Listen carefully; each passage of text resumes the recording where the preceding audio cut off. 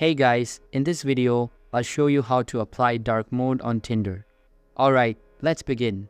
First, open the Tinder app on your mobile device and make sure it is updated to the latest version available. Now, go to your profile page and then access the settings menu.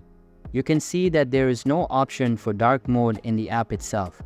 Even if you scroll below, you will not find any option to turn on dark mode. So, you cannot use the dark mode on the Tinder app or enable it on the platform itself.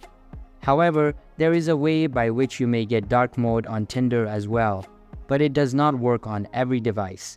So, what you need to do is, go to settings of your phone on the display section and enable the dark mode. When you do that, it enables dark mode on the Tinder too. But note that it is not the same for all devices.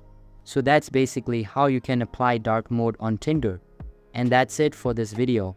If you find this helpful, consider subscribing and giving this a big thumbs up. Thanks.